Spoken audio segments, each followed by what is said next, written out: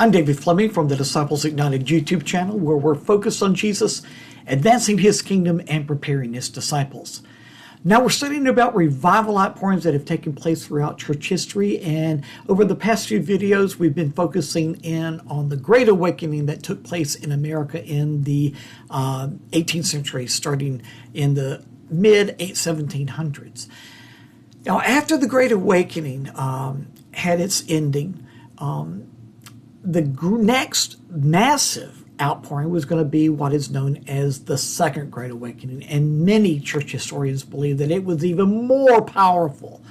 What I want to point out today is the Lord, in order to prepare for this great outpouring that took place in the 18th century, the Second Great Awakening, really had a great foundation of prayer. See, it was prayer that helped bridge the gap between the First Great Awakening to the Second Great Awakening. And prayer was the key to the origins. It was the very foundation of the Second Great Awakening.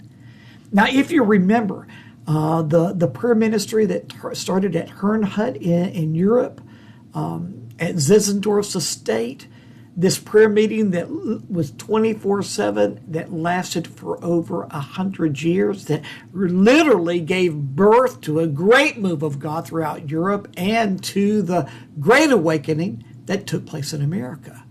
Well, so too, the prayer movement that took place, it really was just a move of God that took place after the Great Awakening. It helped to birth that which took place in America's Second Great Awakening. See, this prayer movement was birthed when John Erskine of Scotland republished Jonathan Edwards' work on prayer. It has a really long title to it. Back then they gave pretty much the whole synopsis of a book in the title, but I'll give it to you.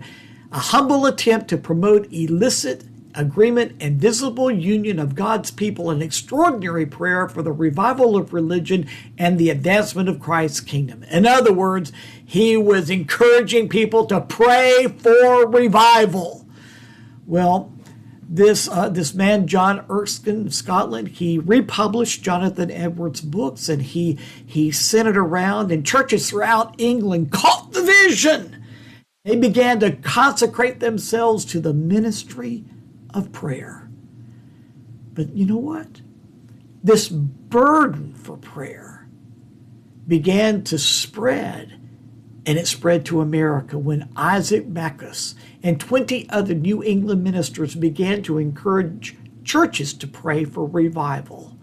They said, Lord, we need another revival. Thank you for what you did in the Great Awakening.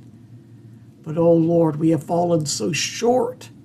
We have fallen so far away from that spiritual fervency for Jesus that we had in the Great Awakening. Lord, send your fire once again.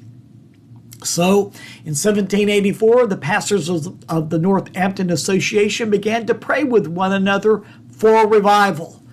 And the burden to pray for revival spread to other areas and across denominational lines. Ministers and whole churches throughout America began to join together.